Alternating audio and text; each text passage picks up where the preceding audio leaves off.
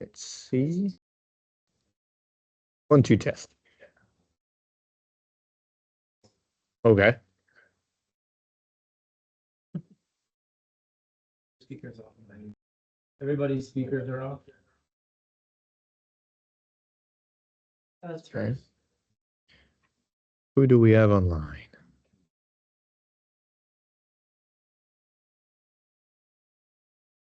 Okay. Let's see. Yaki-san, Suma. Okay.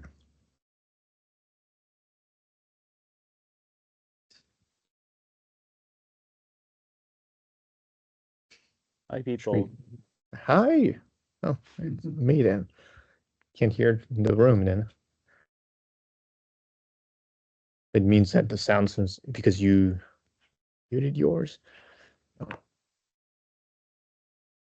We're trying to figure out the audio here. It's coming from my laptop right now. So. And you want chiplet?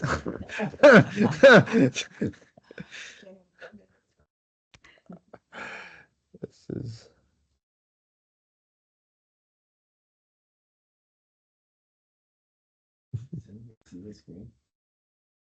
No, I mean, anybody online here? Yeah, I need to share my screen. But yeah, I'm sharing mine, so that's why you see that online. They see mine, so it's good. It's just for the audio, just what it is. We can all hear it. Yeah, it's for the discussion. All right, so let's get started then. Hello, everyone. Hey, thank you for being here online. Thank you. So I'm Jonathan, and trying to propose this working group topic on securing AI system for automated vehicle. Just want to know who attended the July 24th meeting that was done online here in the room. Can you raise your hand if you have? Yeah, the one in July? Yeah, okay. Okay, so we have everyone attended it? No? Okay. It's just so I know. And online, I think Miyake-san did attend, because what I want to do first, so the agenda is pretty short, right? As I emailed in the working group meeting list, so I don't know if you're all members of it, but if you have received my email from yesterday, I think the agenda is pretty light, because the idea, as we know, is to kickstart this discussion, understanding there's AI coming big time everywhere, and understanding how can we address the security of AI system, especially for the automated vehicle. So what I proposed for today was simply introduction of the new members. If we had new members, indeed we do have. I'm not exactly a member. I'm more like associate, if you may. Oh, okay. All right. So maybe we can skip that if you want. Yeah, in this but case. I'm here to learn, honestly. Yeah. Because Yeah. I'm interested everything about new technology in the vehicles. Super. So suddenly cybersecurity is an important area. But basically in the room we have Bosch, Bosch. It's perfect. ARM, Denso, ARM, and XGM. XGM. Yeah, you presented. Yeah. And Qualcomm. And online, I think that's to be Sumitomo, right? I know. Of course, you have an army. That's awesome. So first, we're gonna go through like, all right, what the notes of like our last meeting, so it's gonna be useful for you, especially. But then the most important part is really the discussion of trying to propose the topic, but what can we cover here? Of course, I proposed a couple of things we could be doing, but just a matter of saying, for example, one of the project is this white paper on AI security benchmark. So what I did was to draft already a skeleton of that document so we can get going. But it's really open here for discussion, right? The idea is to see what is the most important things for each of you. And even within bars, it could be completely different. You might say, for me, what matters is really the hardware. So these hardware accelerator, maybe for you, that could be the MLOps. This could be like, oh, but how do I secure this model? And when I have it running on my system, so in terms of quantization, for example, it could be really something specific. But that's what we would like to cover, so we know a little bit what do we want to do with this? Because there's so much ground to cover when it talks about deploying AI system within automotive. So what we did back in July was first had a big round of introduction of all the members. The objective of the group was what I said, looking at AI system developed for AV functions and understanding the security risk, potentially even talking about mitigation. But one of my vision or dream for this group is basically what the ABTF did, the Automotive Benchmark Task Force, with ML Commons. They teamed up and they say, can we establish the benchmark for automotive, for AI system, in this case, model for computer vision. That's what it was, for camera-based perception. Establishing a benchmark so that we can understand the KPI. And so that's why they are developing those models, providing you the data set that everyone can just benchmark their hardware on this. So they were really interested about hardware for the specific benchmark. And I was like, this is awesome. If we can do the same thing for security, where we set the standard for what do you need to have in terms of security controls when you deploy an AI system for AV.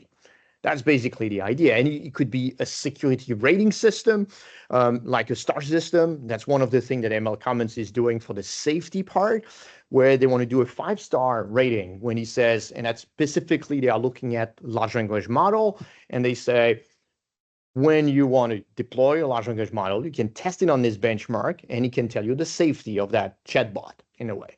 And 5-star means it's perfect. It's really not giving you unsafe response. And 4, 3 is like, yes, it's good for production. 2 and 1 is basically no, it's really outputting, unsafe responses. So the idea would be, can we have a security rating system? So for security, we can say, yep, you've done your system. And 1 and 2, you're not even covering the base. And so you need to cover at least those sets of attacks, for example. Why are we doing this? Same thing as the benchmark before, is really to set the standard so that at least when we get our OEMs asking for the different requirement for cybersecurity, if there is the same baseline, that would be better for all of us, right? So that was kind of like the vision and the idea of setting up this group. But to go there, we need to start smaller and understanding, is this really something that all of us want? And when we think about AI system, there is the software piece for sure, and the data, the software, the hardware, or even the network component. Because as you know, there's a lot of hybrid AI. Like, you want to do some of the models that are in the cloud because they are too big to run on your embedded device. So all of those could be on, or are on the table. It is something where you could say, I'm really interested more in specifically fidelity learning that would happen within the vehicle. Or you say LLM within the vehicle as an agent to assist the user, right? We see that a lot more with those RAG, what we call retrieve augmented document, when you can say, oh, there's a dashboard warning. Now automatically the LLM is going to be able to probe the PDF, find out with the right query, and provide the information vocally to the users. You could say maybe this is what matters the most for you, and that will be something that we can discuss. So that's why I wanted to say that this is a pretty complex solutions, or I should say problem space, and want to narrow on this. I have a very naive question here. So things that we read in the press regularly about how Tesla builds this vision-only system, they obviously don't have the other sensors, and then they try to basically make their camera system much smarter, collecting on a regular basis data from their entire fleet and going constantly back and forth, and then using them for machine learning. Yeah. How much risk is involved in that particular entire end-to-end process? Yep, it is. They know that by using all the data coming from the cameras of all the Teslas, you could have a set that would be sending poison data. You could definitely manipulate your camera such that in a way that you're feeding only at visual input to Tesla. Now, the theory of large numbers means that you might need a high numbers of attacker to really poison that, but maybe not. That's the thing that happened in data poisoning that you have for training your model. You don't necessarily need to actually poison a lot of it in order to have an effect, especially if I start to say, I want to make sure that you're going to train on some data that what we call backdoors. So I'm going to feed some specific manipulated data, images in this case, with my trigger on that to make sure that when this is detected, when it's used for training, it doesn't do the right operation, for example.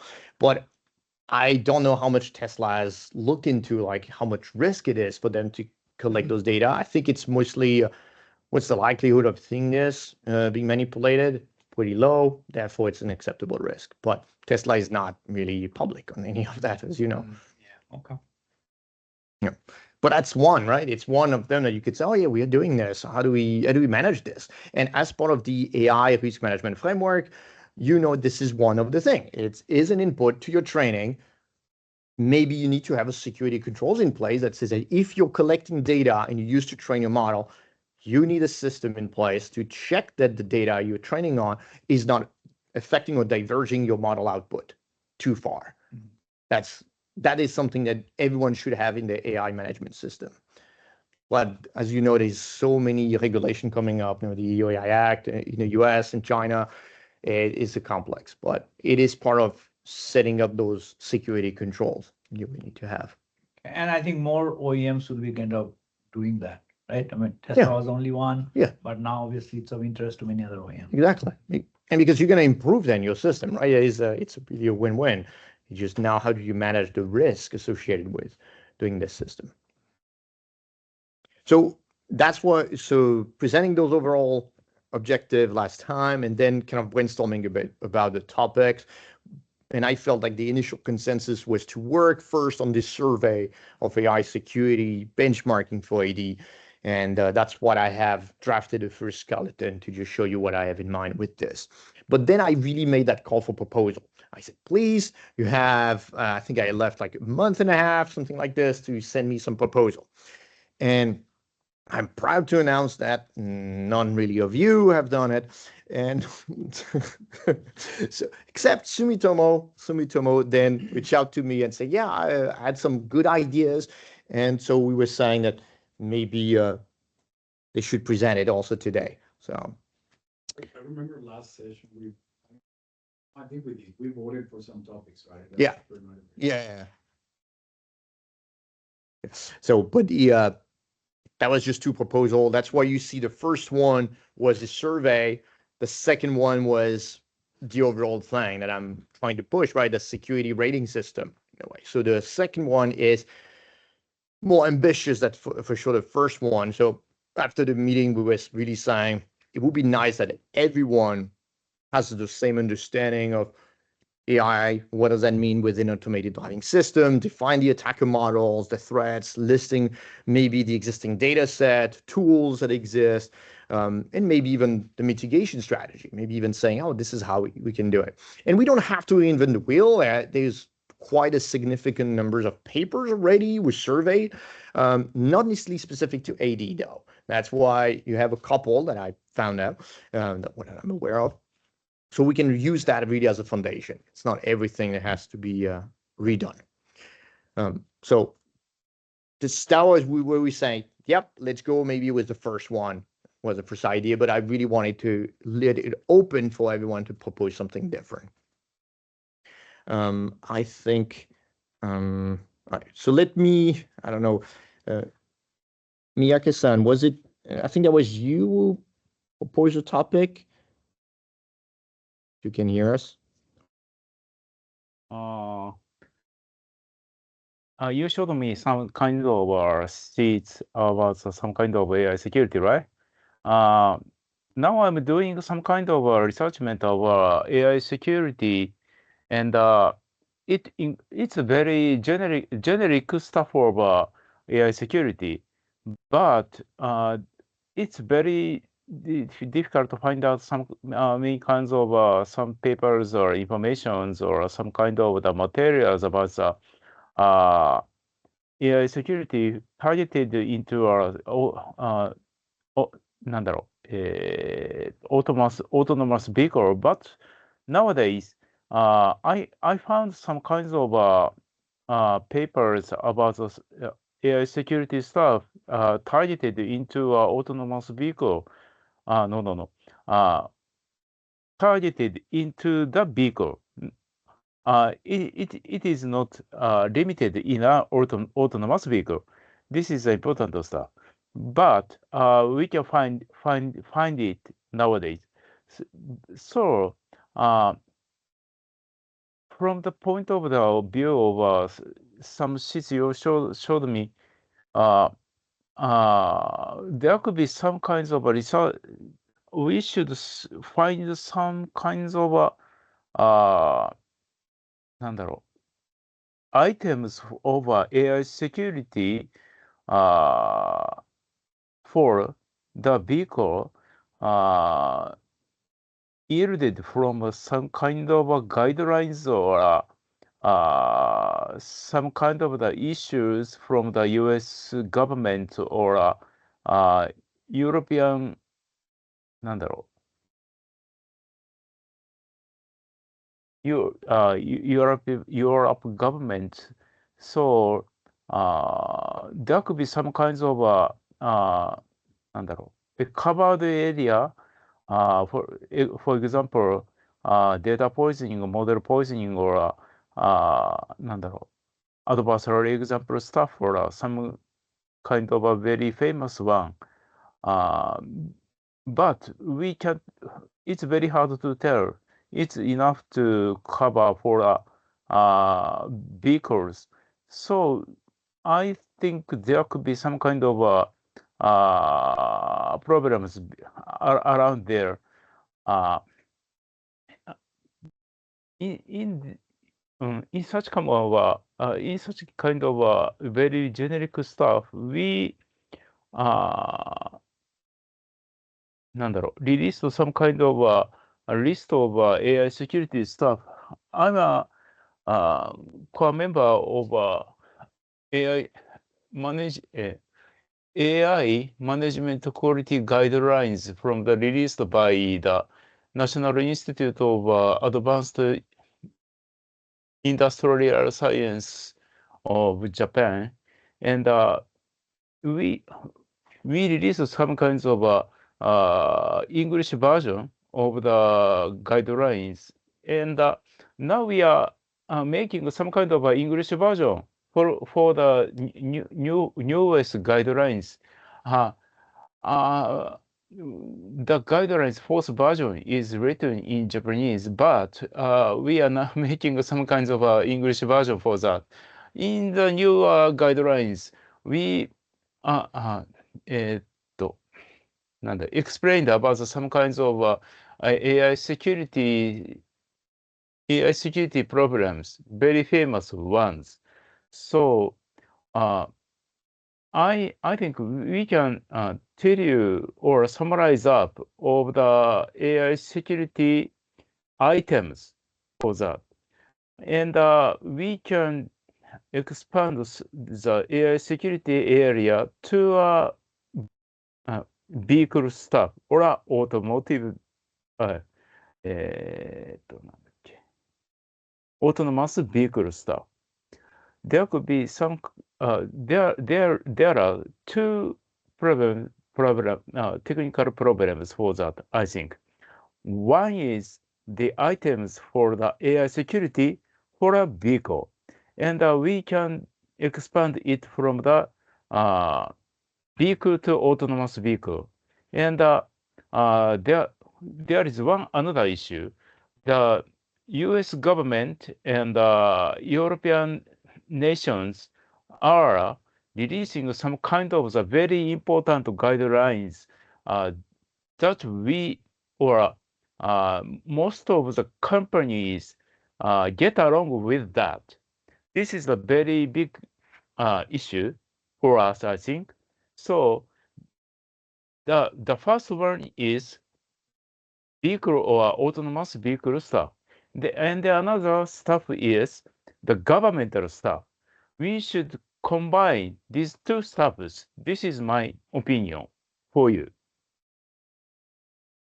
Okay, and covering all the regulatory efforts that we've seen out there, would you think this is a separate document, or you'd like to see that in a similar survey, in the same one, I should say?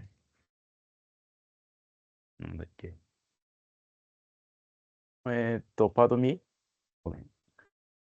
I was asking if you think that covering the Japan, US, EU, maybe even China regulation or effort that we see within AI risk management framework or position about AI system and their applicability to the AD, is this something that you would like to see as part of the survey of AI system, or would it be a separate document? Mm-hmm. We should we should なんだろう、cooperate for the researchment about some kind of the autonomous some kind of the issues between the autonomous vehicle or vehicle and some kind of a very generic stuff that are released by the US government or European nations. There are some kind of the very famous guidelines in US or a European nation. So we many of the many of the industrial companies, they should get along with that. This is a very governmental stuff. But there could be some kind of regulations between the companies there and US, United States nations or European States nation. Of course, it is included in Japanese governmental stuff. But anyway, we should get along with some kind of the guidelines. This is the true things, I think. So we should we are now developing some kind of very important components of autonomous vehicle or some kind of a vehicle, right? And this is a true thing. But there are very specific things to a vehicle or autonomous vehicle. These are very different from the another kind of very generic stuff, I think. So we should yield some kind of very important problems for between the two stuffs. One is vehicle or autonomous vehicle, and one another is a governmental stuff. This is a big issue, I think. How do you see that? Yeah, I think we could add a section definitely in the survey where we try to we could list those different regulation again in air quote and their applicability to AD. We know that for the EU AI Act, for example, the automotive sector is excluded from this because it's going to be derived in type approval. But you're right that this is setting the foundation, let's say, of securing AI system. So you could say we can maybe highlight what would it take to transform those EU AI Act, for example, for the type approval. I think that we could do that. And any thought in the room here? I think you may have hit an interesting point. I mean, I'll make 2 points about that. One is the legislations amongst us techies are always disappointing, right? Because the legislation will say things like, you must have thought about A, B, C, D, and have a mitigation strategy in place that we can audit, right? That's right. And it won't say any more than that, okay? We have the opportunity, if we get some kind of benchmark that's widely accepted, to be able to say, by definition, if you have reached this level, it means you must have thought about this. You have got a mitigation for this in place. So as a selling point for this benchmark, we can say, look, if you score well on this benchmark, maybe down the road, we have a mapping document which says this is how it ties into clause 15, paragraph 3 of the Europeans. This is how it ties into NHTSA's requirements, because all of those bodies will say important things, but they will be disappointing on detail. And it's for us to put that, I think, in detail. There is one thing.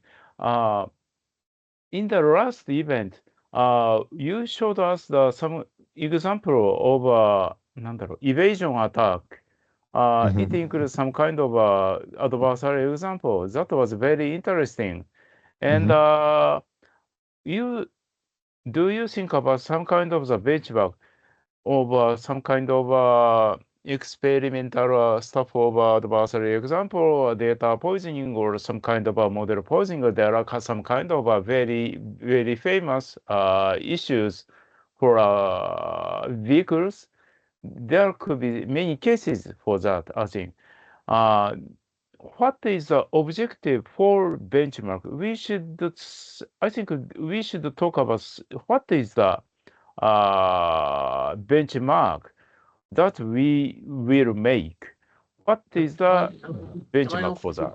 Can I offer you an opinion? We've got there's two bits of the memorandum that I see. One is the art of the possible, and hopefully that will come out of the white paper saying, okay, we can do something in this space. And the other is what this group, what AVCC itself feels motivated to put effort into, what it means for our individual companies, what it means for our individual day jobs. When those things align, I think we can do some good work. So one of the things, before you answer that question, because I think it's an important question, but it kind of jumps to the end of the story. Yeah. I'd like to understand the motivations of the other people in the working group. What do they want to get out of it? And let me go first before I ask everyone else to open their kimonos and say, this is what my motivation is. That's a terrible metaphor. I'm not sure what I like. But anyway, at ARM, clearly we make CPUs, we make compute subsystems, and whatever you say about benchmarks, when benchmarks become popular and adoptive, guess what? They affect the design of the hardware. People design the hardware to score well on the benchmarks.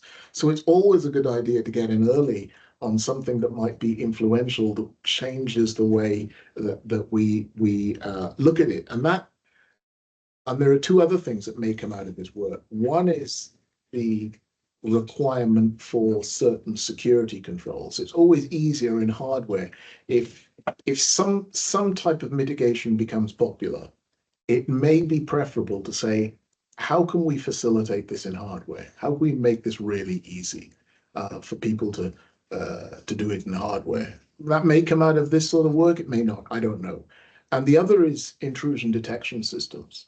A lot of intrusion detection systems succeed or fail on the amount of access they can get on ML model inferencing and so much. So again, with the benchmarking, it might be possible to say, well, if you give additional access to the control thread or the inferencing from the hardware, then maybe an IDS could do a better job, etc. And we can score higher on this benchmark than other people wanting to have compute engines in this space. So we at ARM have that motivation for wanting to be ahead of the curve when it comes to having high performance compute systems that are suitable for making autonomous drive vehicles. So that's what I see the benefit to ARM in being early in this type of activity.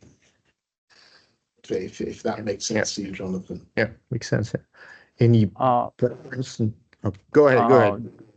There is one thing I thought that, for example, we can talk about some kind of evasion attack. There are some two types of evasion attack. One is very software dedicated ones that is talked about with by the good fellows or some kind of the researchers. That shows the examples, but this is very limited to a software processing. There is another one. This is the type 2.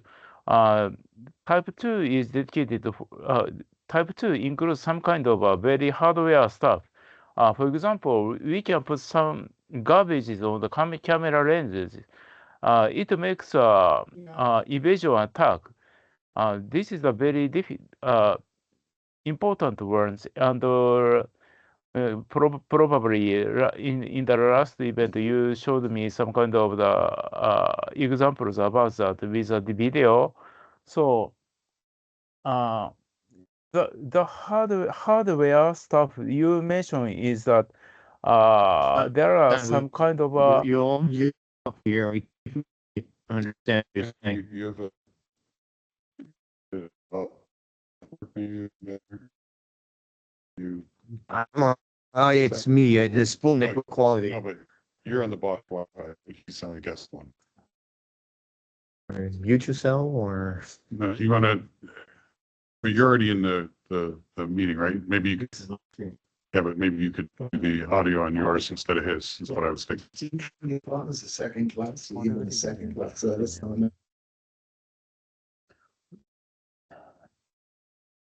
the objective for some benchmark includes of very dedicated stuff to hardware. This is correct? Is this correct?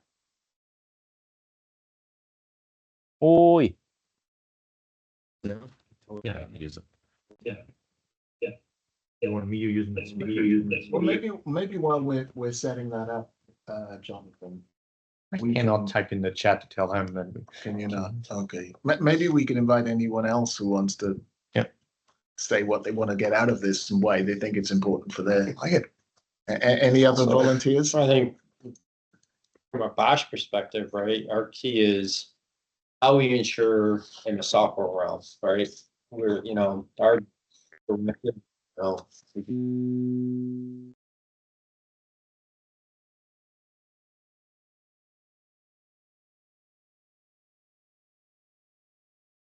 あれ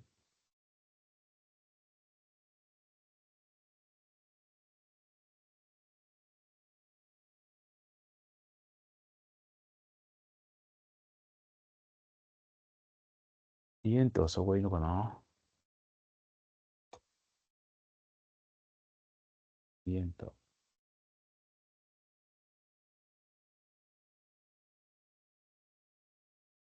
一遍。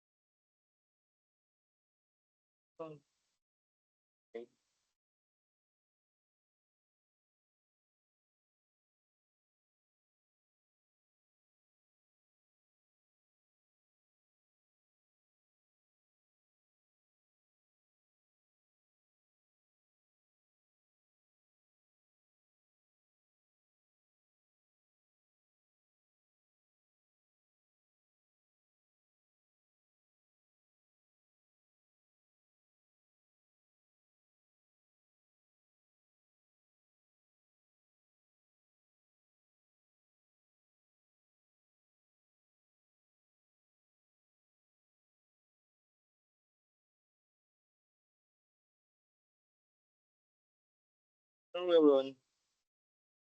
Can you hear me?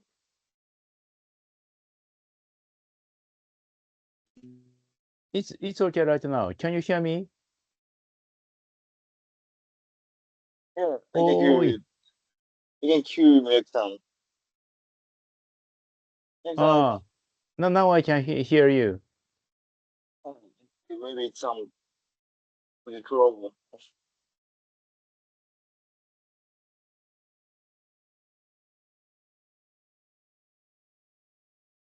Hello? またダメになった。Oh, listen, can you hear me? Oh, yes, currently, okay. Oh, No, it's not realistic, right? We want something that's more in the digital space. So we're like, okay, doesn't work. So model theft by probing your model. So that's I can check your model, I can send different input to your model, and that's depending on how you respond, I can figure out how your model is working. That's another way. So maybe this type of threat will be more interesting for you. Or you want to say, is it really the model that you're interested in? Because when we say the model itself, it's not just the model. You could be interested with the weight matrix, for example. Are you interested in the architecture and the parameters? And why are you interested in those also? And so I think that's why protecting a model, it's a complex solution, but that may be more interesting for you. In your example, you're saying we want to know what are the software or the protection for the software to protect the model, you said. So that's why I'm like, that's interesting, because some others might be more interested in the data that was used to train. That's the inference attack, right? It's how can I infer what you had in your training data set by simply probing your network? It's also possible to do it. You might say, oh, yeah, I have a lot of IP in my training data. Maybe none of us are really in the business of training data, so maybe that's something that is not super interested for us. Maybe we're like more, we were going to be running models, either our own or maybe from other customer on our platform, software and hardware. That is more interesting for us to detect or to protect that, and maybe set up those mitigations, or at least the risk level of saying, yeah, Jonathan, those adversarial perturbation that you showed with like stickers on stop sign and that bullet, it's nice, but we believe that there is a 1% chance of those misbehavior to be seen in the wild. So it's fine. We can accept that. Maybe you're going to tell me this. So we could rank those risks and at least get this kind of understanding. And now then you zoom in on the right, maybe model, right type of threats. But the first idea was to kind of understand if we have any preference. Right, and that understanding, do you thinking would come out in the first white paper, or are you, or was it? I'm getting a sense of whether you envisage the white paper to be a relatively neutral study of the state of the art, or are we adding value by saying, you know, what you just said with regard to highlighting what looked to be the best candidates? Well, and I think if you look at the white paper, it's broken down in two really areas. Okay. Right, if you want to focus on it. One is the hardware aspects, and one is truly the software, because like I said, the industry direction we're seeing is platform software is going into anything. Doesn't matter what the hardware is, as long as the hardware has the baseline mitigation strategies there. We don't want to be agnostic. We want to be agnostic. We don't want to be dependent so much on a specific architecture, so that we can proliferate the usage across multiple OEMs and interfaces. But I think it's important to identify both, right? To say from a hardware perspective, this is the minimum expectations we need. And then from a software perspective, this is how we utilize those interfaces. Right. Right. I would say that with regard to agnosticism, what we tend to find is that you find those software structures will run on lots of architectures. They'll just happen to run better on some than others. Oh yeah, right. And so even when you're agnostic, it is advantageous for hardware companies to compete. Yeah. We know the direction is a lot more towards an ARM-based solution. We know that. I mean, we see that more and more. Well, Intel will tell you the same, and RISC-V will say the same as well, I'm sure. I like the dichotomy that was in the document. I like the idea of having a white paper first, largely because I think it's got the potential also for pulling in additional contributors. Certainly within ARM, I don't know about other companies. When I went down to our AI group and said, look, with numerous who's interested, there was a reasonable amount of interest, but some people said, well, they held back a little, saying, where's this really going? Where's the real focus? So many questions. And they were wondering whether, do we want to invest our time just yet in this. And I think a white paper might help to answer that question, saying, you know, that this, especially if it says this, these are the key areas that we think we're going to develop. Here's a white paper. It's just an idea. Yeah, I got similar questions indeed.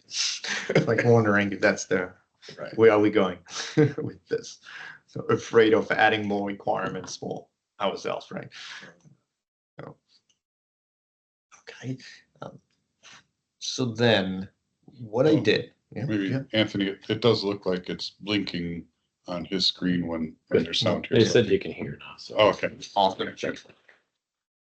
So what I did was, okay, I didn't copy the link.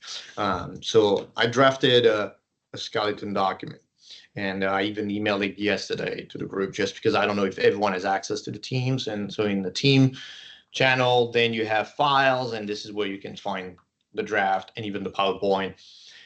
So I'm going to show it to you. And the idea was to kickstart, right, this survey and see where we're going to need input. And see, it's just one right now where I say section 2. You don't see why when I'm like, anyway, as you're saying, getting something more specific where we can provide our contribution to it. When you say, you could be really specific if you want. When we say AI system used for automated line function, you could say you could even go so far of saying, to do my sensor fusion, we go only in the BV and we are using BV former. You could even go that far. See, this is the type of thing, because we know that if you really go deeper in terms of adversarial robustness, transformer based or CNN based, those are different. You will see different results, which is funny when you start looking into this. So it's really specific, as I said again, but we don't necessarily have to, but this is where we will have room for being more specific if we want. And that's one thing that happened during the ABTF, where initially they said, yeah, we're going to do ResNet 50. And then everyone just looked at it and says, this is 5 years old, your stuff, nobody's using this. So what about better? And why they went BV former instead, for example, because you say it's great, you're doing a benchmark on something that is not used. Cool. What's the value? So you want something where really you benchmarking the right thing. So that could be your one thing. So let me switch to my stop sharing.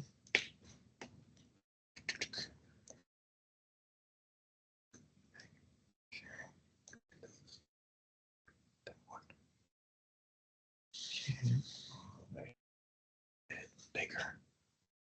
Yes.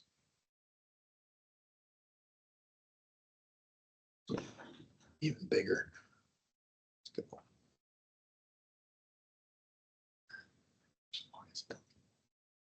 All right. So here you go. You're going to see my thing.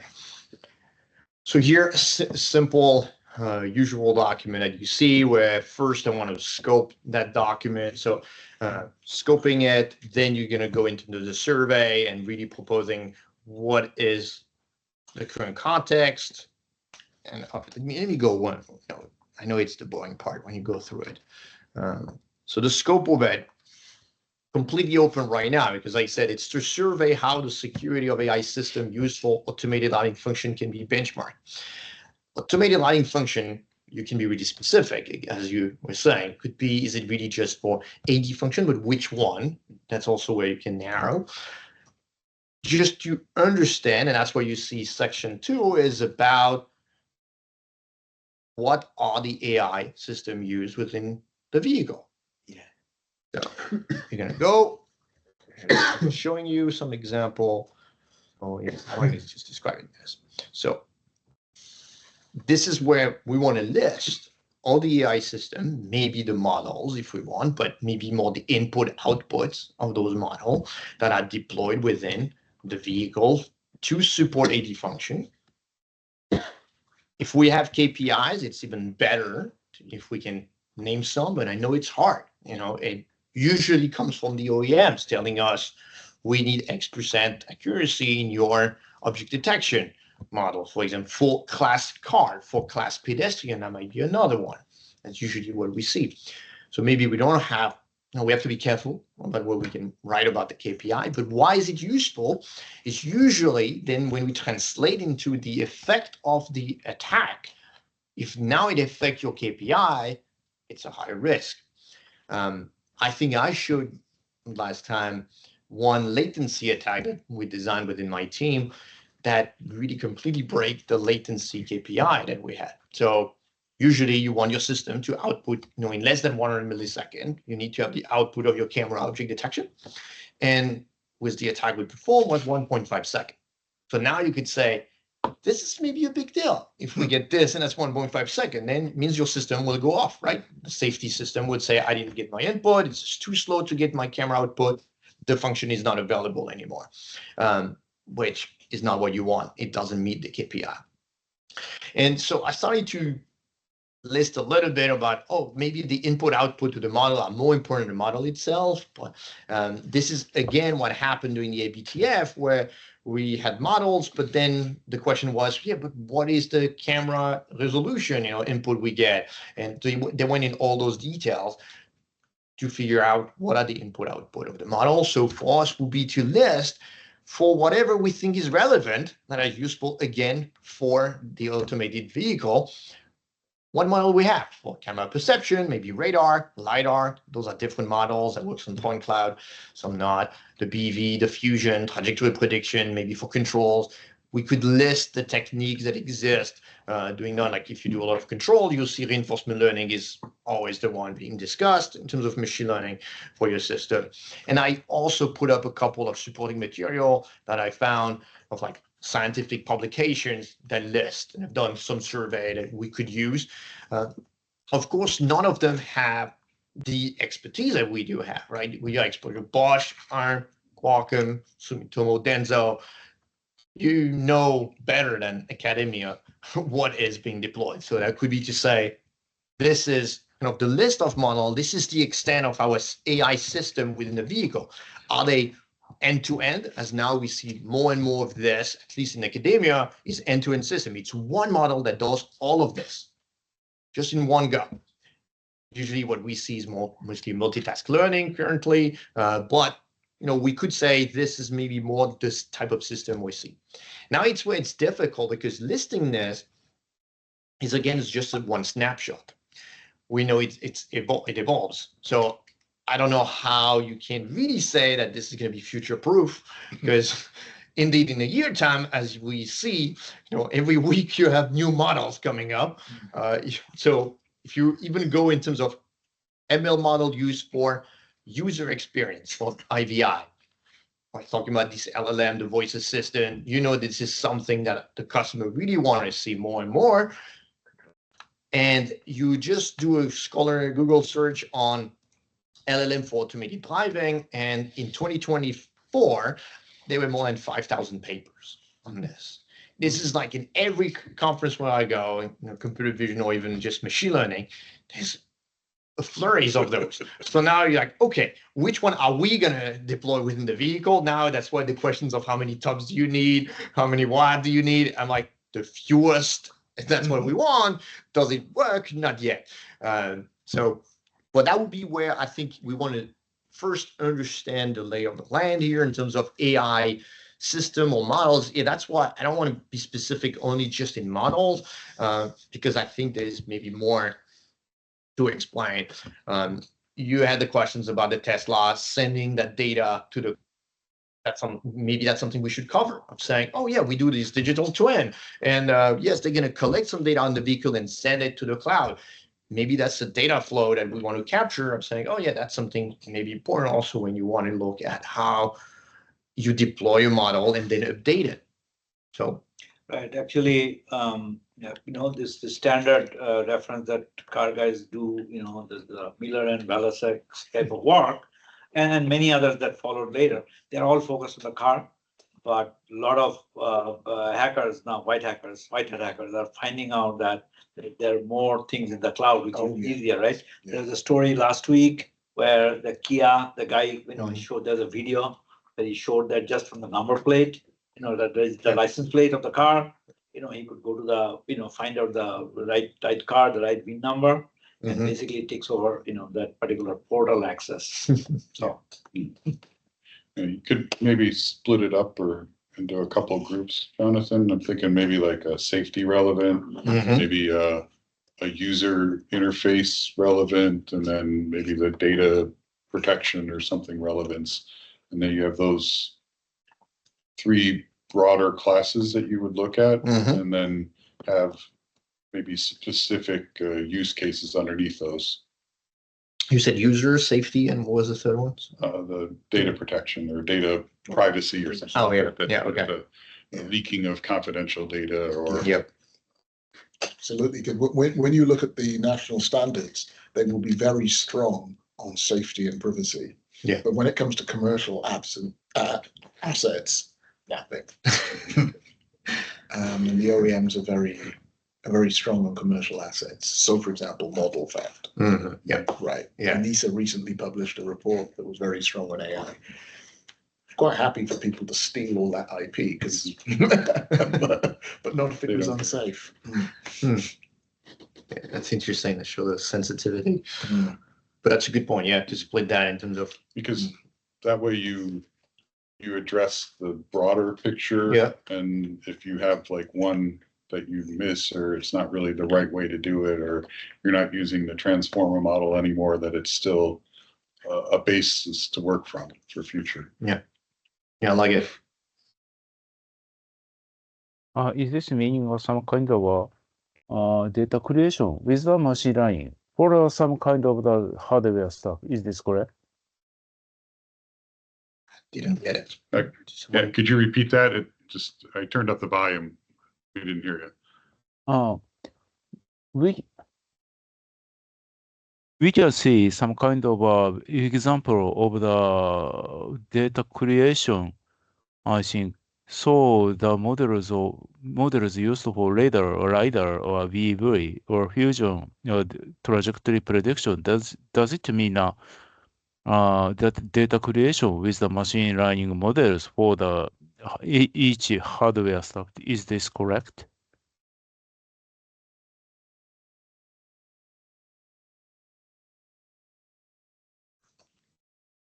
Where's the question? I don't think I think he's asking about the data creation. Yeah. What is the purpose of the using machine learning models? Yeah, you're right at the data creation, and again, the example of the Tesla, collecting the data to feed to your model and to train it is part of the life cycle ML system, AI system. So you could have this. We know, for example, we have fleets of vehicles driving by and collecting some data, and then that's how we use it to train our own perception models. You could say, how do you make sure, and when they were driving by, that they were not exposed to any patch attack, for example. If you don't have a system in place to verify that before you even feed it to your training, you would have an example within your data. So the data creation or data collection could be part of it. Is that what you meant, Kisan? We can see some machine learning models used for blah blah blah. Does it mean machine learning models implemented in other functionality of a vehicle? This is part type 1. And another type will be the testing stuff for the machine learning with the machine learning models. This would be the type 2. I think what kind of the purpose of the using machine learning for this project? This is a very basic question for AVCC, because we don't know the purpose or objective for this AI security working group. This is a very important basic question for myself. Anyway, what is the purpose of the machine learning models? Is this mean some functionality for a vehicle or some kind of testing data creation, or which one is the right to object this group?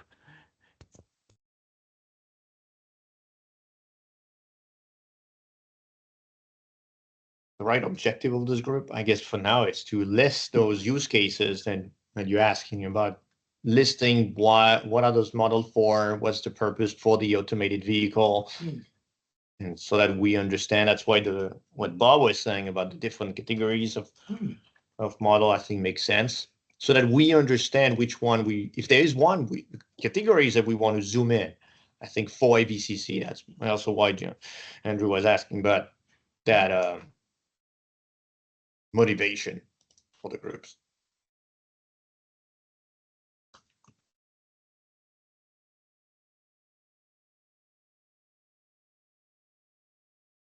So that's section 2 is really trying to list what we know about AI system, and which is why I was saying that's where you can provide an input if you know, like, what in your organization you're using AI for, what you see, where do you see it's going also could be helpful, because then we can really capture the asset we want to secure and the risk associated. Okay, I understand. This is the functionality. This is the answer. Yes. And then as soon as the section 2 is done and you know what are the AI system, then the usual attacker model section where you explain from this list of AD function consider, what are the attacker models? What are we looking, especially in terms of the attack surface?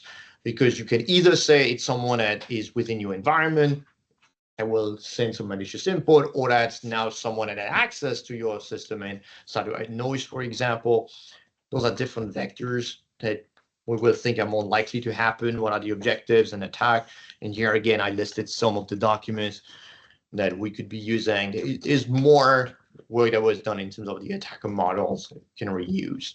I don't think this one is too controversial or hard to do. And then went on, now that you understand the system, the attacker model, and then you do the threat analysis. That's a proposal of having a table of all the known attack either demonstrated, because there's a lot of the paper doing that digitally, or much less doing physically on the vehicle. So we know what's in the realm of academia and the digital space, what has been demonstrated in real life. As you can imagine, there's a lot less in the physical world. Ranking those threats, if we can, again, listing a couple of work that was done on, this is traffic sign recognition on GTSRB, which is a German data set. They looked at specifically a German project, actually, looking at the security of that. So will be the threat assessment is where we can list and rank what we believe is an issue for us. And that could cover, again, everything from that AI system we listed before, hardware, software, depending on where we want to zoom in. For the threat analysis, I didn't want to list, do a specific, formal strat, or, you pick your favorite TARA, because let's face it, it's boring. And so I like when we do maybe more hand wavy, but if you guys really like it, be happy that you take this this work of doing the formal threat analysis, because as you know, to have the risk level, right, you need to talk to people and professional and say what is the risk level, and yeah, usually it's a little bit subjective, I feel. And then finally was the 5 was the data setting tool. So this was more to say, now if you want to build an evaluation framework or benchmark, we want to understand what exists. And data set, for example, I showed you a data set here against LiDAR and camera. So it's called Kitty Spoof. And yep, here you go, we have a link. Not a large data set, but there are some that exist like that provides you already adversarial data that you can use to do your adversarial training, or simply to test your model. This one was specific for LiDAR and camera. So by listing what exists, we know what we can reuse, and if they are specifically for the automated driving, like within my team, we generated at the zero data set, like the BDD 100K, we generated at the zero BDD 100K that we'll be happy to share with the group. So, because trust me, it takes a lot of GPU powers to generate those thousands of videos with adversarial perturbation on that. So I think this is where there's a collective effort on providing those data set that we can use to test the security of the system. But some exist also out there. Would that be you contribute one and then you get access to all of them that are there? For example, yeah, that would be Try nice. them on your system. Like I know that in the ABTF, they went because they got ML comments also on board. They paid companies to generate the data set they needed. So for them, they throw money at it, and then they have it. Can we do the same thing? I don't know. The idea we can either all do it, but maybe it's going to be the same way as the ABTF when they generate that, and then you're really specific of what data you want. And then the framework, those are kind of more framework or tools that exist to test that. Again, it has already a lot of the attacks done. Now, none of them were specifically done for automated driving, but you can still apply. You know, when this is about testing the visual robustness of camera-based perception. Now, even if it's on model that you use for your phone or for face detection, you can still apply the same attack on the models that we have for automated driving. So was trying to list a bit of what exists, what can we really use. You see a bunch of them. Some are specifically, you see Carla, it's for the Carla simulator, which is an automotive simulator. And the other like Robust Bench or even Safe Bench, those are mostly for safety.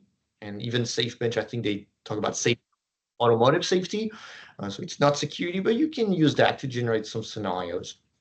So trying to really understand when we want to do it, can we really use that? Can we use either the tools or the data set as a baseline to establish that benchmark? That's what I wanted to list here. And then our conclusion. So I'm sure we're missing a lot of things in that one. So like now maybe the regulation, right? If we could have indeed another section about regulation, if we want to cover this, but what else do you think should be in this survey? And is there some specific section that you would like to contribute? It's a pity that Godo-san stepped out of the room, because I wanted to ask him about 8475, which has got, as you know, it's developing this notion of targeted attack feasibility. Things like that. Is that relevant here? Unfortunately, only those who've been working with it. I don't think it's been released yet. What is it? What is it? ISO. It's an ISO PWI. I know that Godo-san sits on the technical committee, and they're releasing it imminently. 8475. Yeah, Yeah. John Krasinski from Yeah. SAE is working on it. I work with John Krasinski. Yeah. Well, when Godo-san gets back, I'm sure he just up the restroom or whatever. Yeah, You separate can talk to. from 140. But my question really was: is there a relevancy? Does it help us, or is it orthogonal? I don't know. I haven't seen it. Do you have maybe a write-up of the successful attacks or the methodology of the attack, and maybe an analysis of that for not necessarily every single one of the ML models that you have up there, but if there's some of them that were analyzed in more detail about how you could craft the attack, how you can protect against it, how you can detect it if you for an IDS, how it could detect that. Maybe some analysis of the effective attacks against these and what could be done to sort of protect against it. I like the idea of identifying the regulation standards, but it's a moment in time. And we're so not done with them all yet. And so I'm reluctant to put it in. Yeah. You know, maybe just reference to it. I don't know. Yeah. No, I completely sympathize. I mean, the only thing I would say from experience is that even if we don't put it in, we're going to have to reference it somewhere because you're always going to have to feel the question, how does it relate to this? Yeah, and then, then that's the driving force, isn't it? It's the regulations and standards. Yes. So we're going to have to reference it at minimum, maybe not date it. Yep.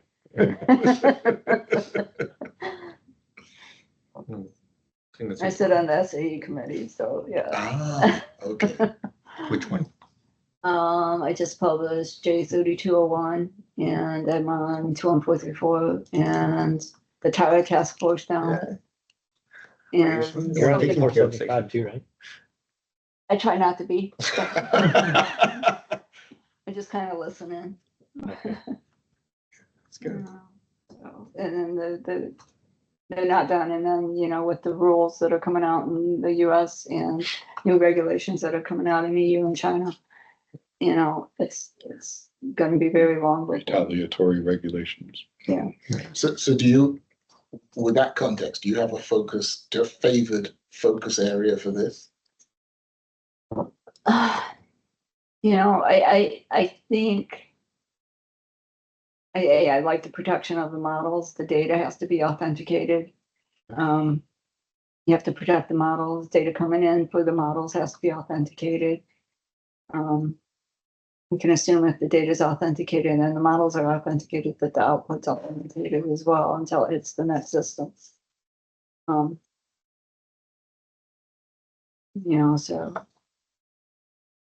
focused, I guess. Right, and the normal IT way of authenticating data at transport, in use, and at rest, do you see those? It's an application, or do you see there's new development here needed? We're already doing that, more or less. So it is in transit. But I think at rest is important. It depends on what we're keeping. What are we keeping on the vehicle? A lot of the processing is being offloaded to cloud.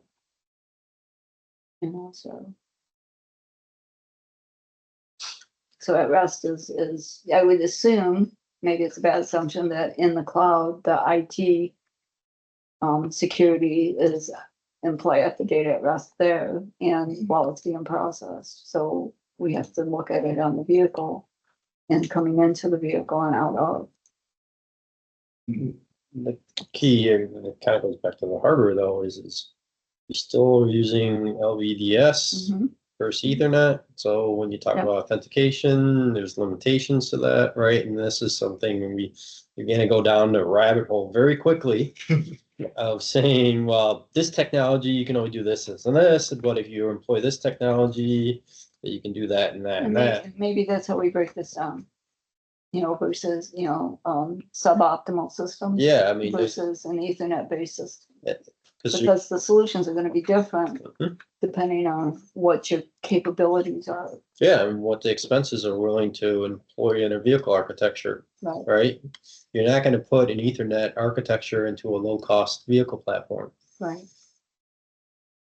Do you guys expect any open source type activity in this context? The AI. Oh, sure. Why not?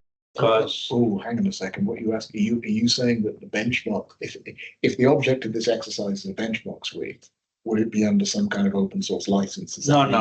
That's not where you're going. Okay. That's not. So the reason is related to the benchmark. I was talking to the Eclipse SDV Foundation when I was doing the research for the last SDV report, and we talked about security, cybersecurity, right?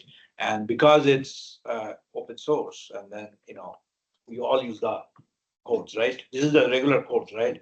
And they have put in in their foundation consortium right now an activity to basically guard against any cybersecurity flaws. Because once I'm the adopter of the free open source software, there might be some loophole somewhere that everybody bypassed or overlooked, right? And there have been several of those recently in the Linux ecosystem.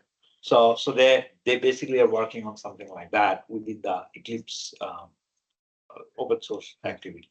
but they are specifically focused on open source, right? Yeah, These yeah. ones, but I was just wondering, are there, those kind of situations that you might come across where you say, you know what, we have, we do have some relationship with the open source code. Like, It is possible. I just remembered that Tier 4, the Japanese software company, Yeah. their business model is autonomous vehicle, open source code. So that they're open sourcing, that's their business model. So in the AD autonomous space. Anyway, I'm just rambling, I guess. No, like the AI system, you do have in your pipeline of model creation. Let's say you're going to use PyTorch, and I guess PyTorch is open source. Maybe that's where your link is. I'm saying, yep, indeed, it's part of using all those new tools, maybe, and make sure that you've done the same, maybe IT processes we're doing of vetting those ones. Maybe if you have an update, verifying that, So I think this is maybe also how it's tied in. Do you want to ask the question to you? Go to some. You are in trouble. You went out on purpose. Yes. 8475. ISO PWI 8475. 8475. And it's targeted attack feasibility and all that. Do you see, is this work relevant to that? No. No. Well, that's another question. Move on. It's quick. Not relevant. Not exact answer should be not focused on much general. Right. It was just that Jonathan said something which snagged in my mind, which he said that, we take a judgment as to how we should worry about particular threats. I know that 8475 has this ranking mechanism for targeted attack feasibility. And that's when I thought, well, should we borrow concepts from that, or are they just different? I haven't seen the document as we've discussed before. Yeah, because it is still not published. Only working group experts He can hasn't be. officially seen the document. Yeah, can be read. Yeah, probably it's better. However, nothing special concept are inside.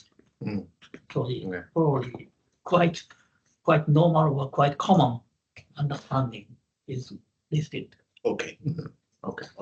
This is my understanding, but the working experts explain will not same. Okay, so discuss about a couple of addition to it.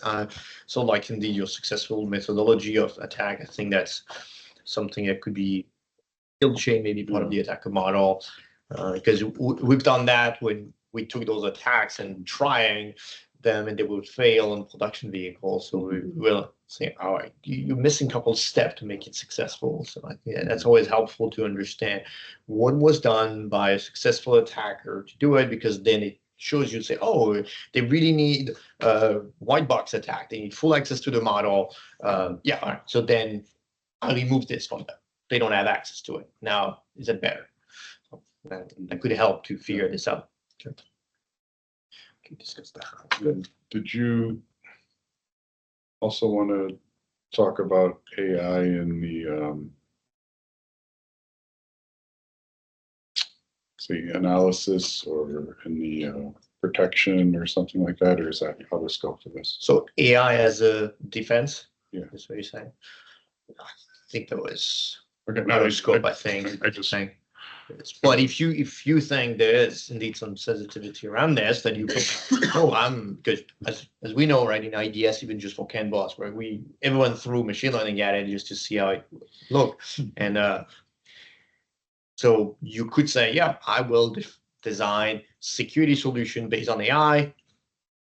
Now is there any threats against that? I think it's a bit further down the road. I feel like it.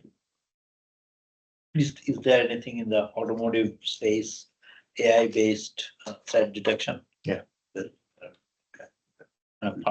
function well, and I think that there's challenge is with what you can do with the information you get. If you I see. on vehicle, and if you do it in the cloud, then it might be too late for you to really help the vehicle. That's true. I think that's one of my big concerns with doing AI on the vehicle is the latencies, and so AI spins up and it says, oh, there's something happening in the vehicle. How long is it gonna take for the driver to get that message? Hmm.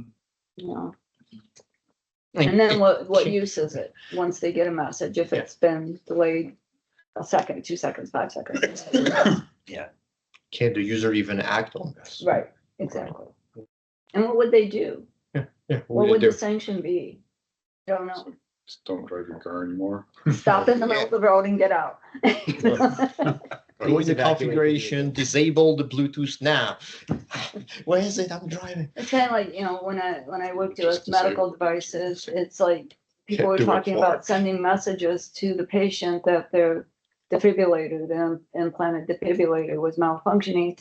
The patient would freak out. And so this happens with the vehicle. What do you give the road user that's not going to put him in a panic state and potentially cause an accident? So I think we have to think about those things. Yeah. And false And positives. maybe that's just to it. You go to the service station, shut down whatever ADAS feature you have and say, go to the garage. It's highly use case dependent, isn't it? Because some of the ways that wrong way detection notification works is like that. It's cloud based, giving people late information. There is someone driving on your side, coming towards you on your carriageway. Right. Not exactly real time. Exactly. Yeah. And it might be too late by the time the message comes. Yeah. And that's what I think about is that latency. And then what are the sanctions? And ADAS features we know are so tied to the functioning of the vehicle now. Do you stop the vehicle? Where do you stop it at? If you shut down a feature, what happens? Oh, they might change the space on the level of autonomy.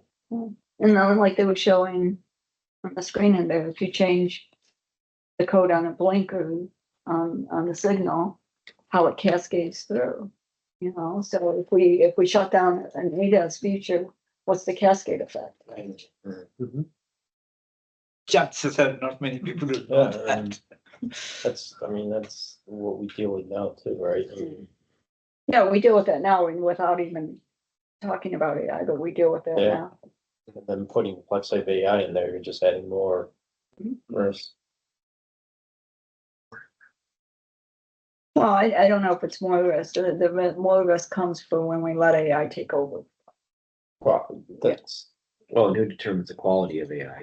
That's another question. Yeah. Who determines the Is there an quality? evaluation? Right? Or is it only in the This is the instance same of a discussion. negative outcome? Between 26262 and 21484. Exactly. Functional safety and safety. Exactly. With the Venn diagram out when you need it. that's the 8800, right? The PASS 8800. That's the one doing safe AI, safety of AI systems. No. Safe AI. That's a much wider. So I say SOTIF. So Yeah. safety of Yeah. the intelligence functionality. Of course, the PASS 8800 refers both. Sure. However, they cover specified AI system only, but rather broad. I think. With quality considerations as well? Pardon? No, With quality considered? they only talk about basically saying you must do something, Yeah. Okay. but they don't tell you exactly what to do. Nor do they To your tell you. point. Do That's something, what Nor they often- tell you. and then How you to can check measure what you do. Yeah. All standards are like that. But they're not prescriptive. meant to be Exactly. definitive, because if you do a definitive direction, the liability of that standard becomes an issue. They mentioned reliability, safety, and quality. Yeah.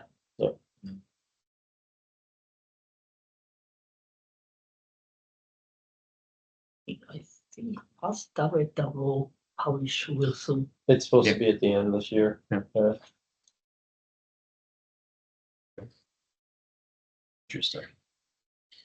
It's funny because you talk about the evaluation of AI system, at the end, that's kind of what I hope we're gonna have and be able to evaluate one. I So think how? the valuation of AI is really against the user experience. Right. It's what value it gives to the user, ensuring that first it's functioning as intended, to the user's expectation, as well as not inherently freaking out the user when it comes to how it's. But doesn't it do background configuration changes as well? It's capable of. But that's such again, and that's where there's talk about configuring AI based on the user itself, right? There's talks about configuring the braking distance, Okay, so profile based. the change based on the profile. There's guys that have no problem going up and slamming on the brakes, right? As soon as they get to behind a car, versus somebody that is 100 yards back that slowly comes up with the brakes applied, right? Yeah. And that comes into the training of the AI. How do you then quickly shift the user experience of the AI input based on exactly that preference? How much data do you need to get a good model? wow. Because you need a Yeah, lot of only go data. 3 but that's the inches. thing they're talking about doing now, You need a lot of data to get a really good model. because user experience, anything, right? No one's gonna use something if they don't like it.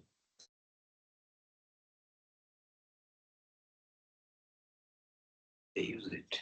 A lot of times users don't use this, a lot of the features. It's Yeah, they because found the that out. experience is That's not to true, their, that's true. to their Or life, something in right? the Or HMI. trust or whatever it may be. Yeah, it's a trust factor. I mean, there's so many papers about trust factors associated with AI, and the first thing they always say is, I don't trust it because I don't know what it's gonna do for me. It's right. Well, that's fair. That's fair because, that trust has not been established. Yeah, and it's changed based on demographics, right? The younger tend to be, if it works, great, I'm happy. If it doesn't, not great, I'm happy, right?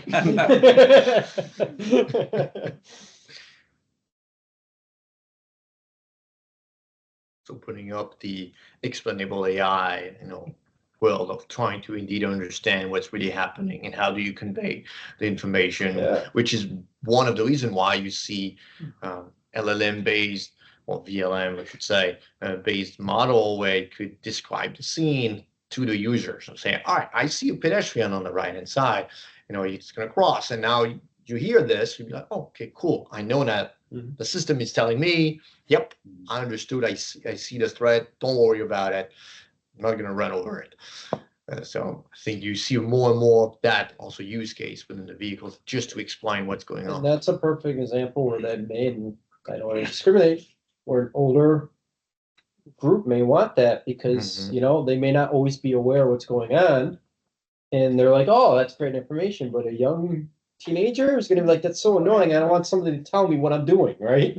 And then that's sort of, and that's where that personalization comes into play is how do you then utilize features in the right manner, right? This is where sometimes you have to turn on and turn off those things. An interesting question would be, how much data do you need to train the model sufficiently for something like that? And that could Or change. how long do I need to drive that vehicle in order to get enough data to do good decision making? And maybe that's where that baseline AI model sets the framework. And then it's in that user experience enhancement, as you come in, says, oh, that's a teenage driver, I'm gonna take data and store it for that specific use case. Maybe that goes up in the cloud, right? So when the user comes down, that information comes into the cloud and then reconfigures the AI to say, okay, I'm gonna now start doing stuff like that. There's so many things that can be, there's so many ways you can deploy it, but you also, the key is how does it work in the end user? And let's complicate it, multiple drivers. Yeah, but that's the point of the user experience, right? That's what you do, face authentication. Yeah. Right. And Right. Well, then data privacy and you need the parents to pick They have how much control the AI is going to give over the driver of the vehicle. yeah, or maybe you said it like, the My Key feature from Ford where they basically say you can't turn the 55 radio up minutes. past halfway, you can't do this, you can't do that, where the AI says, that is a 18-year-old kid. I am not going to allow him to do X, Y, and Z, and I don't care what he thinks. I'm going to tell him there's a pedestrian walking in front of you, right? I mean, those are the ways you can really do that user experience and get some of those I would say public concerns out of the way, because that's the issue, right? It's public concerns. Isn't the conventional wisdom that in order to be widely adopted, AI has to be safer than most drivers, right? And therefore, to the point that you made, personalizing it so it drives like, people have a concern about other drivers. They have one level of concern about the hazards they encounter on the road, and they have another level of concern about the other drivers. If those other drivers are driving around in personalized AI, they might be concerned. But I'm thinking the conventional wisdom, maybe I've misunderstood it, says that the AIs that are driving around with you, you have to have confidence that they're safer than human drivers, clearly safer than human drivers. Because if they're just as safe, then kind of what's the point? But do you see that differently? I see it as in the context is when they say, is it safer? It's safer is what you perceive your safeness is, right? So there's, again, that level of difference based on who deems, right, to be safe, right? And somebody that drives very conservative, their level of safety is very high. Where somebody who's in a sports car, most likely their level of safety is not as high, right? So it's a different perception. Right, but when you've enabled AD mode, you're now a passenger, right? You are. So therefore, your passenger viewpoint of safety is exactly the same as if you were an aircraft. Yeah. You want the safest, most conservative pilot that you can, even if you're a boy racer. Well, standardized control. Is Yeah, what you're saying. But right. that's what I mean. Not individualistic, Catered to individual driving modes, but Tesla model is say braking or regeneration or whatever you want to call it. Yeah, there are settings, yeah. So you may have some standardized configuration, but not the Mike Tucci mode of slam on the No, brakes. but that's actually some of the things they're talking about doing, because they're saying there's actually a preference where people are saying, I don't like AD taking over where it's braking so far away because I don't know what the person's going to do behind me, right? Yeah, I see that, I guess. Right. But to the point, standardization is the reality of the world we live in, right? To say that I qualify Bob Castor's profile as safe and Andrew's, right? But that's the difference. So this is what I'm saying from an AI perspective. You can have standardization saying at a minimum, the AI needs to do this, right? Basics. But then you can start tailoring it from a user experience to open it up. But as long as the system still has its baseline requirements and what it's supposed to do, it's in that realm, right? It's standardized. Not only AI, not only AI system, but also some automated system provide us a little bit strange experience. At that time, we never trust the system. For example, to pass the pedestrian 1 meter or 2 meter spread. That's a driver's experience based. So this kind of the feeling cannot be run by system. And there's different expectations. Yeah. An AI in your personal vehicle versus an AI in a taxi, robo-taxi is completely different. You want, to your point, in a robo-taxi, you definitely want a highly conservative motion, because there it's like, what did they do, right? I've never been in this vehicle before. I don't know how it's going to act. I want to make sure that I get safely there, right? Just like autonomous trains, right? There's a complete level of very. I think that I played with my Tesla when I had the autonomous driving for the full self-driving for a little bit, that when I was going to work in the morning, it was like too conservative and I'd shut it off. But when I'm like driving on the highway at night, I'm like, okay, yeah, this is good. But then when you come to the construction zone, it's like, oh yeah, you're not doing a good job, and take over. And so I could say, like what you're saying, Mike, that under the context that depending on what you want to do, that sometimes I'm probably more aggressive than the system, and sometimes I'm more conservative than it. Yeah. And You know, and back to, and again, not this guy, but the age group. I've heard firsthand from young people that have been in the Waymo taxis, and they complain that it goes too slow. Yeah. You know, they're like, why can't we get there faster? You know, but they fully trust it, but they want to get there faster. Whereas, you know, me, I probably say go slow. So, Exactly. I'm in the city, slow down. Yeah. Right. You know, so again, you know, user experiences, and that's what's going to drive a lot of OEMs' decisions are that user experience. And that's, I mean, just in ADAS features, there's a reason why Ford took out some of the parking functions in their recent vehicles, because the user experience for them showed that there wasn't an enhancement that everybody wanted to use. So if you have features and functions that aren't there, that don't give that personalization feature, Disable. they just took it out. Yeah. Yeah. Right. To be They out found because that the there large won't be- percentage of people not using it. So whatever the cost associated, $25 or something, you just want People to take would, it. wasn't it parallel parking was one? There's parallel parking. Yeah. You know, I hate parallel parking. I use it all day, but you know, other people, they use it once and they're done. Mm. And we don't do a lot of parallel parking, at least in the States, unless you're in a big city. Or we'll use the lots or garages or whatever. Exactly. You know, and so it was just a cost center for them.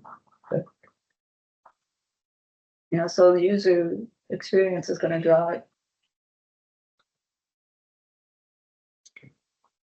The AI personalization is definitely something we can capture in terms of the AI system model, because we know that as soon as you open up the personalization of your own data, indeed, that's how you can poison, right? Well, you're gonna poison yourself, but so maybe silly. well, you might do it without understanding the implications of it. I mean, Yeah. I think that's, say, cybersecurity in cars 10 years ago was, the idea was to prevent people who didn't know what they were doing from doing something they didn't want to do. And that's what the measures were designed to do. Mhm. I think that would be one thing to keep there, but it's not really sufficient for the threats we face. Yeah, and I think this case, it's the threat of the user experience personalization is forcefully putting the wrong personalization in there that could basically put somebody in a situation they feel panicked, right? Mhm. Then they have a heart attack. Yeah, then Then they they go to the hospital. Then they sue you. Yeah. I borrowed Mike's car. It didn't want to stop until it saw the bus. One of the challenges, maybe it applies to AI too, any autonomous, any automated system is that if people tend to punish the system more if they fail. Okay. You know, I mean, I'm more tolerant of a human error, but a very similar error done by the machine will be considered, you know, Unacceptable. Yeah. totally unacceptable. Absolutely. I see that. Right. And I think yeah. most people are like that. You know, we expect it to work all the time, every time. You know, because I bought this vehicle and whatever feature I'm using better work. You know, Yeah, and the other thing is sometimes that the reason we are tolerant of the human error is, you know, we associate it with that regular human, but we don't attribute it to all the humans. But if the machine fails, machine that I attribute it to all the machines of that particular brand or whatever that we do expect them to be better than us in such circumstances. I've heard people say that, you know, when they see the Tesla articles, you know, wrong way driving and all that, oh, you know, this is why I'll never be in an autonomous vehicle, you know, and 2 minutes later, there's another article of a human wrong way driver, but they're okay with that, but not the Tesla. It's speaking to exactly what you're saying. Psychology of that, indeed. That's why usually you hear more. We want the automated vehicle to be as safe as current drivers, not safer, because we know it's harder to do, but we know the psychology indeed, and like we have this experience with teleoperational robotic surgery, Yes. where we know that a robot makes a lot less error than a human doctor. But still, they make one mistake, and this is it. We say, no, I expect more. That it shouldn't have a failure because it has been designed by a human. So we don't expect that. Well, human, yeah, we make mistakes. So indeed, does the same thing here with a higher bar, which makes it even harder because human are pretty good drivers, despite what we say, right? We'd like to see less fatalities, but they're pretty good drivers. So you say now you want that to be better in all conditions? Yeah, it's not easy. So I have to leave up to be somewhere in 20 more minutes. So, Thank you so much for thank you very joining. much. I really learned a lot just by listening to you guys. Awesome. You can be here tomorrow. So I think not we can, 100% sure, but maybe we have because for me, that's everything I had. I just wanted to make sure to wrap up if that will be for this document. I'd love if we have people happy to contribute, in the way the process we're gonna follow to contribute to it. I know it's additional work for everyone, right? To follow a daily job, but it's more about this document is available here. Either it's going to be a ad hoc way that everyone just go and put stuff in the section, or you can have even better responsible for the feeding a little bit on each of those sections, because otherwise, let's face it, if no one works on it, it's a waste of time, right? For everyone, it's not going to happen. So I really need contribution from everyone, inputs. So I think it's going to be helpful for me to know who has some bandwidth to help with this document. And I know it goes in phases. Sometimes you feel, I'm not available this month, but next month I can work on it. Ideally, I don't know from your experience, and how long does it take to get such a document you've seen in the past within AVCC? Is that a year? Is it 6 months, 2 months? 36 months. It depends. I'm assuming that Mackenzie's got some bandwidth to help, right? Maybe. I don't know. To I do the haven't pen asked. holder, and I'm assuming that you're going to be editor in chief. Mm-hmm. So you should have it done in a couple of weeks. Absolutely. I mean, Two people sit in a room, just knock it out.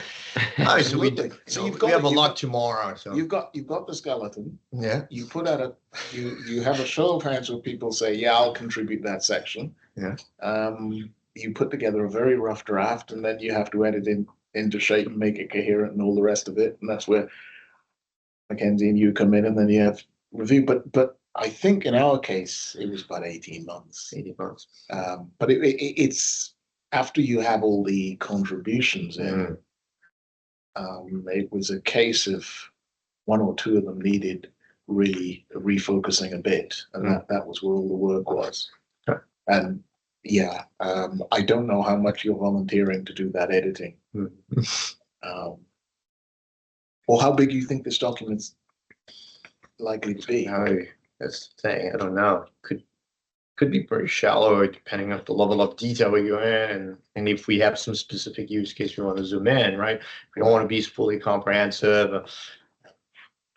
And you are thinking of this being more based on literature rather than internal company stuff. So it's easier, I guess, but Okay. that's where I was saying, like maybe based on prior art, you consolidate everything, but then if we can sprinkle our own expertise in, that would be helpful. If we have every company that can say a little bit about it, that's always helpful, but I know how hard it is.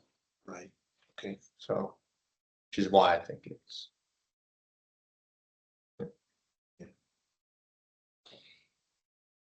The other thing I was wondering was cybersecurity working group has a link which we haven't really exploited very much with the SAE cybersecurity group, and they at one stage offered to review some of our documentation, and maybe some of their folks would, because some people used to work on the working group and be an SAE, people like Phil Lipinski at Renaissance did, etc. I think in Rita as well. Rita, I'm heavily involved in SAE, right? Yeah. and That's why I chuckle, because I'm like, not Rita, but maybe Yvonne from the Bosch side. You're more AI focused, right? Even the say ground vehicle AI, this one or not? There's a GBAI, so they, Is SAE working on anything with AI? yeah, there's this SAE Oh, there is. AI. Okay. I've been following those a little. Initially, they said, "Oh, do you want to indeed chair a cybersecurity group?" And I'm like, "Whoa, wait a minute." And then Stephen was smarter, apparently. Put me into that one. To your point as to whether it's shallow or not. Yeah.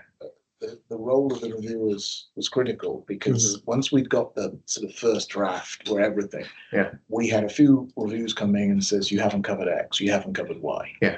And so we had to go back to the working group and discuss X. But that's not a bad thing, right? No, that's a good thing. Okay. I mean, and I was wondering whether SAE if Rita, for your hook, I'm struggling to remember who the name of our contact was. Was it John Krasinski? No, I'm thinking Lisa Moran. She retired.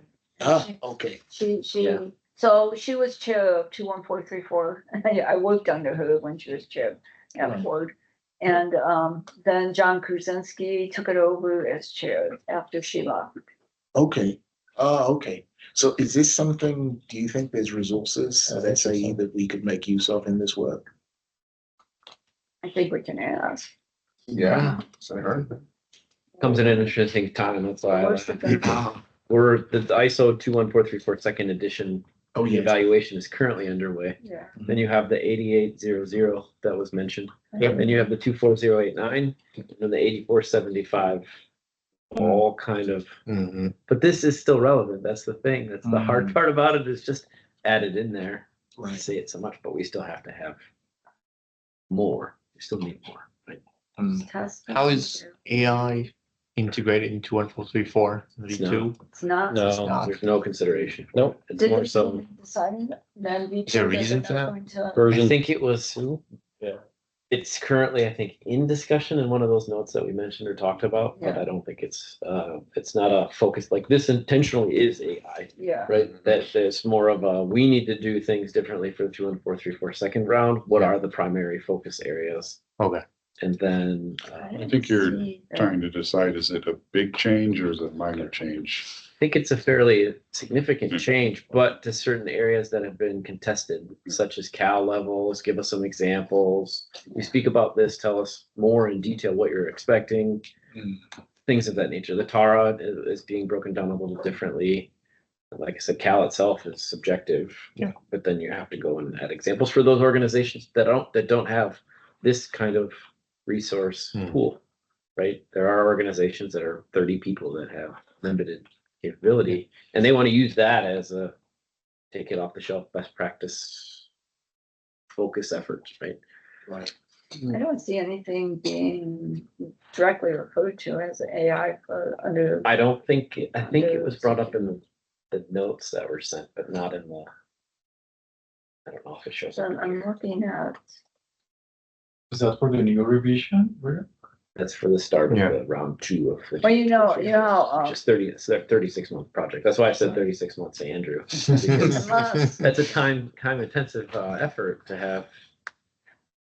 Let's think 3 years down the road, not necessarily giving people the answers they need today, but we'll give you them in 3 years. I mean, the examples I think can be added fairly quickly, right? In short turnaround. So if they parsed it out separately, but that's SAE's control, so it's. I don't see anything for security under the vehicle cybersecurity systems engineering committee directed towards AI. So it might be an opportunity. It might be an opportunity, yeah.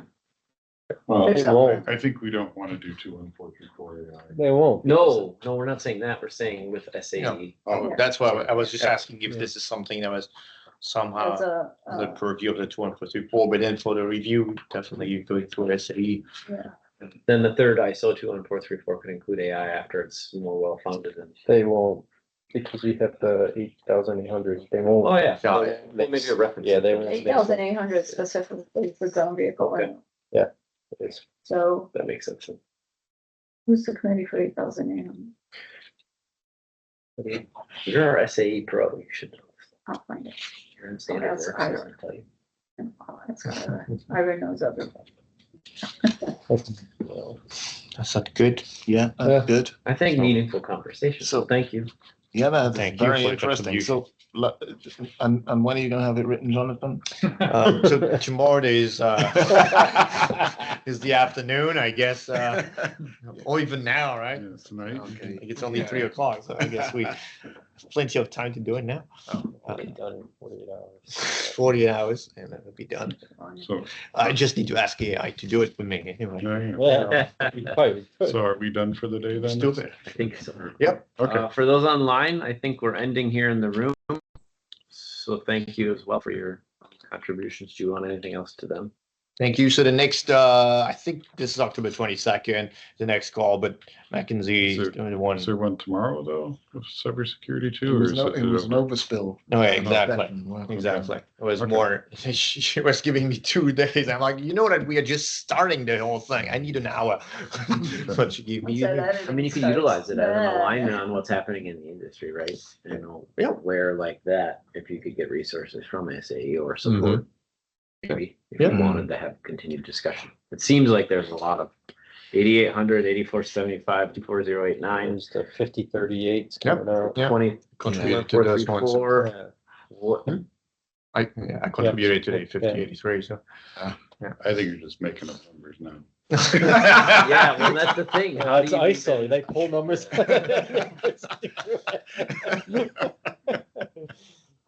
And then to document if people want to volunteer, that's the part of it. Yeah, exactly. You could carry it into that and say. Yeah, okay, I'm gonna update the skeletons of the document and then keep asking people if they want to contribute to a specific section. We could have a chat within Bosch to see if there's somebody who's the right person and what's the right project. So, Alfred might have input. yeah. Oh, Awesome. Yeah, I But will this definitely is- make. most of this is like, 2 things. Yeah. If there's any particular area that you've seen amongst all the stuff that we publish about AI that you think is relevant, if you come across it, Yeah. then don't hesitate to mention it to me. Got it. Excellent. Thank you so much for your contribution. yeah. Yeah. Have a good day. Discussion. That was really interesting. Thank you.